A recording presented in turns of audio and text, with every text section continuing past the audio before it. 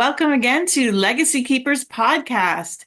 It's Kare and Anita here today as your host, and today's topic is potentially controversial. It's definitely something we as women face, every one of us who is lucky enough to live longer than 50 years, I'd say. And that is kind of the role of menopause in our lives. And what is the purpose of this period of our life? So, Kara, I know we both watched this really interesting talk on the idea that, evolutionarily speaking, if that's a big long word, but, one of the greatest things is procreation. So, in order to keep the species alive, we procreate, and that's, a big role of women. Of course, we need men for that too, but at a certain point, we stop procreating and we go into perimenopause and then menopause. And so, anthropologists and other people who study this kind of thing have looked into what is the purpose, because there has to be a higher purpose than procreation for us to stop procreating and move into this period of our lives.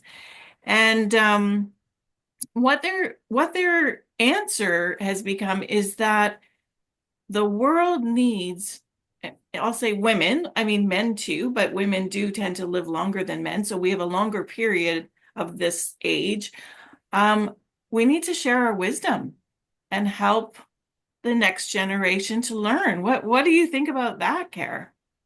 I'm so glad you brought up that concept of wisdom like so early on in our discussion today, because I think that's key here. And I know our listeners might be going, especially if people are listening to our podcast and maybe they're not women, Yeah. they may be wondering, how does this relate to keeping legacies alive? How does this relate to writing memoirs and sharing, our stories of the past? But I think it is very relatable and it's very important. And it's one of the reasons why so many of the people that we work with happen to be women. It's not that men don't have something important to say or many important things to say. It's not that they can't keep legacies and keep records of those and write their memoirs. They can. But the issue I think that we're noticing and that this talk was about these about women, human women who continue to live past their reproductive years, because this talk said there are only three species that do that, and humans are one of them. I That's don't remember right. what the other two were. Probably dolphins and Yeah. elephants or something. I don't remember. But I the think it fact was is elephants and dolphins or whales, something like that. Yeah. something. And human women are one of three species that continue to live past their reproductive years. Like That well beyond, says, right? A third of and our it says life. eh, exactly. And it is so important. And you're right. I think a huge part of that role is that wisdom sharing. And that I think that is why so many of us as women, especially us postmenopausal, middle-aged women, retired seniors, whatever you want to call us, I don't care what box it is. You Yeah. know, one of the reasons why the people who come to us are more likely to be women to help tell their stories and talk about their stories and keep their legacies are because as women, we're already doing it. We live our lives with a little bit of an emotional burden, but also as the emotional keepers of people in place. We often complain about how we bear the emotional burden, the mental load. That's what it's being known as today, the mental load. And to some degree, that mental load isn't just details of time and place right now. It's details of what happened yesterday. It's details of how that relates to tomorrow. It's remembering all of the different aspects of how life was lived, for our children, for ourselves, for the generation before us. And I think that aspect is part of what this is all about, is part of the fact that we as women live so far beyond our reproductive years, because we do have things to teach and we teach them well. Yeah, it's unfortunate that it seems like our society, though, is not honoring that or seeking that as much as it used to. Like if you look Mhm. at Indigenous cultures, for example, the storytelling and Aboriginal cultures in Australia too, before they had a written language, it was all about singing or speaking the stories, Mhm. right? Mhm. And that elders were somewhat revered for their wisdom, whereas now it almost feels like, you know, oh, that's just an old lady or an old man or something, and not looked at as a valuable contributing part of society, because of the age of the internet and technology and everything, right? So, I mean, that's You part of it. know, you do raise a good point there. I think there's a couple of things that come to mind. Number one is, as a whole, society does, I think, need to do a better job. And when I say society, I am talking more about like Western society, because I know there are certain cultures that do a much better job of this, where they kind of have a much more reverence of their older generations, and the older generations continue to live within the family home and everybody helps to take care of them. In Western society, I mean, obviously we're Canadians. I know it's very similar in the US and other European countries as well. We don't really do that so well, and we tend to segregate how we live by age. And because of that, we then lose some of the wisdom. We lose some of the ability to be around people of older generations. We don't recognize their intrinsic value. And so I do believe that Western society can and should do a better job of that. It's fine if we actually want to continue to live segregated by ages, like whatever. I kind of love my peace and quiet, so I'm not going to interrupt that. But Yeah. I do think we could definitely put much more respect and give more time and place to people of older generations. We should be spending more time with them. We should be listening to them more. Yeah. I mean, I think it has to start though earlier. I saw recently that I think it's in Denmark. They have these libraries where with no books, but where Mm-hmm. people just sit down with a stranger and for half an hour listen to their story. And Mm-hmm. I think with the speed of life and everything being at our fingertips and visual and multitasking, people are watching a screen at the same time they're doing something else. We've lost or are losing, the younger generations are losing the ability to just slow down and just sit and listen to someone's story without, I'll say without judgment or without like, okay, hurry up, I gotta get somewhere, just give me, your Coles notes or whatever, right? Mm-hmm. Um, Mm-hmm. and and I would say when I was in my 20s too, did I think my parents were wise? Like probably not. I thought I knew better than they do. And but we do get to an age, like I would say for me, once I started having kids, that then that stopped. And I really wanted to reach out to my mom and ask her things like, oh, how do you make this? Or what did you do with this? And then the older I got, the more I wanted that wisdom from my mom. Mm-hmm. Mm-hmm. But I get that there's an age where, young people think they know better and don't need the wisdom because we had rotary phones when we were little. What could we possibly know, right?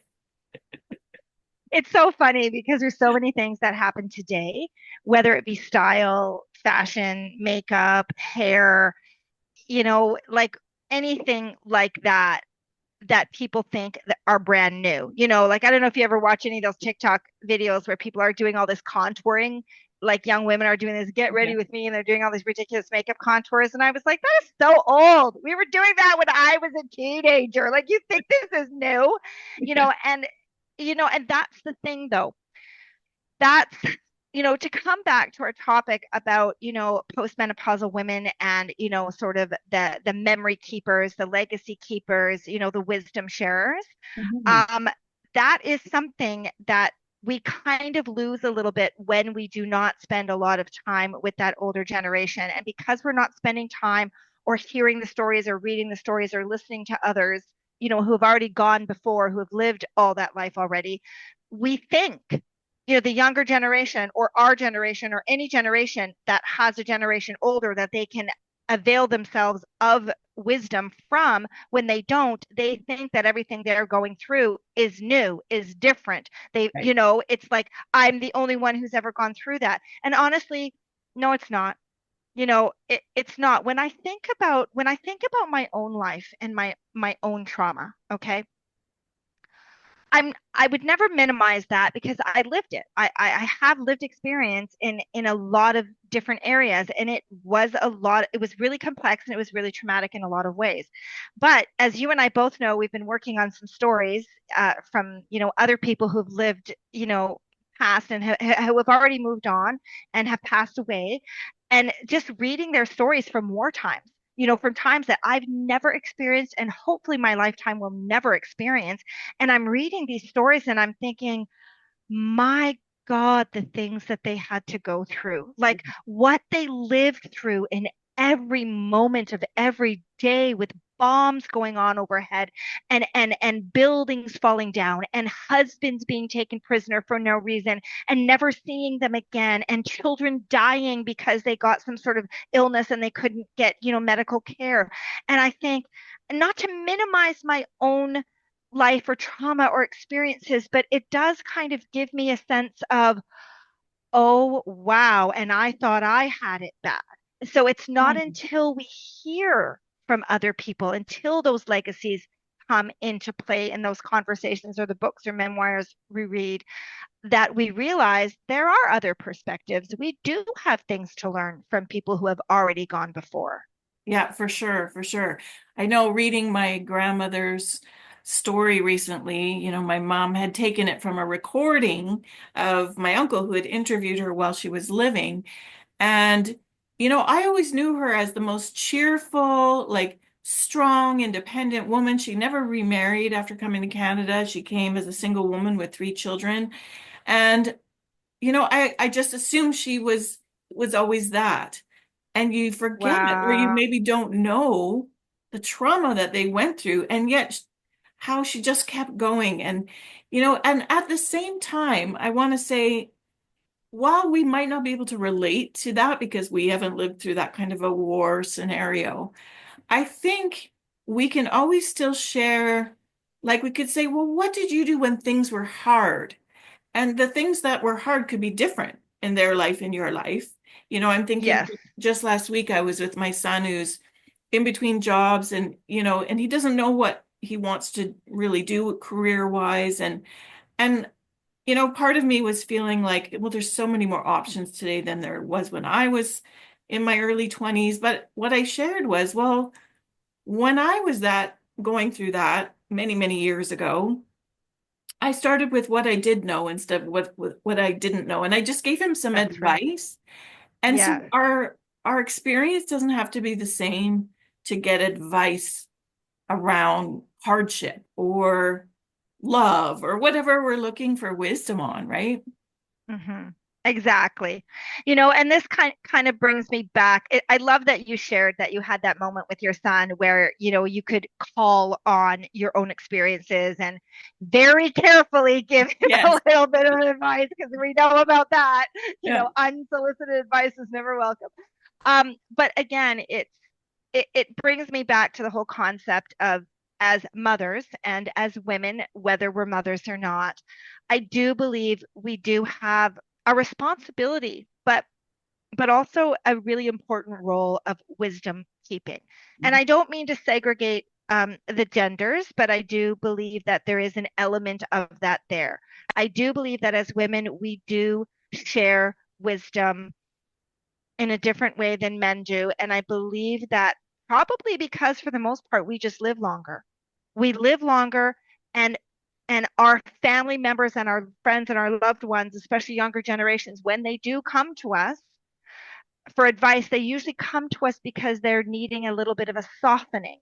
They want advice or they want somebody to listen or whatever, that comes from a perspective of not not necessarily fixing a problem, Yeah. but but but listening and having a softening of Like that like maternal, advice and wisdom. that maternal advice, right? Exactly, Yeah. exactly. And I will say that I do truly believe that all women, whether they ever were mothers in their lives or not, have that I ability and agree. that instinct to give that maternal type of wisdom, that softening, that I can't even say it in Feminine any other energy. way.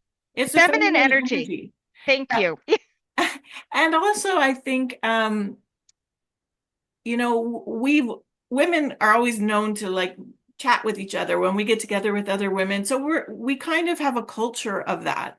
And so, Yes, but I do believe, like, I love that you say the keepers of the wisdom, the wisdom keepers, because the point is that we have to start honoring that in ourselves before other people will.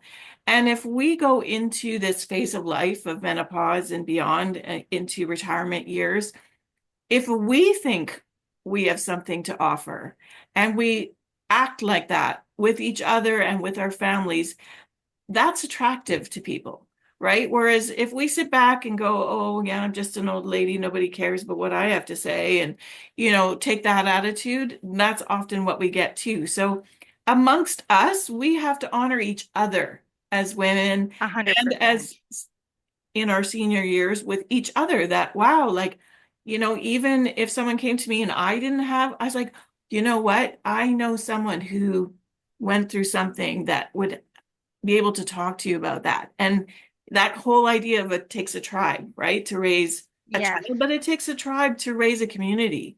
And if we can share that and honor it in ourselves and in each other in this, I think society will look on that more favorably too. 100%. And then I just wanted to say, before we close, that I do believe that one of the reasons why I think younger generations, especially in Western societies, have a hard time maybe um, taking wisdom from some of the, maybe their grandparents or their, older generations is Yeah. because we do not have a culture of keeping legacies alive That's what I because we was do getting at. not Hmm. yeah, we do not automatically record our stories. Yeah. It's something that we do as an extra. It's not something that we do as just as a because, as just a natural part of our lives. And I Yeah. think if we did that more, if more of us remembered to record our stories, write it down, write a memoir, something, do the audio interviews, whatever it might be, if all of us did more of that and we shared more of that, then more of the younger generation will receive that and take in more of those wisdoms and knowledges and stories. And I think it will expand all of us.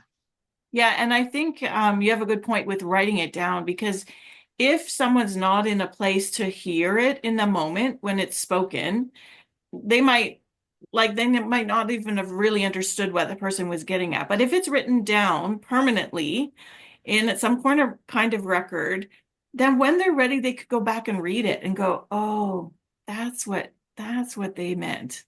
Or that's why I do this. This is my history, right? So Exactly. having it recorded like in what is the word in perpetuity in forever Perpetuity. in Perpetuity. perpetuity.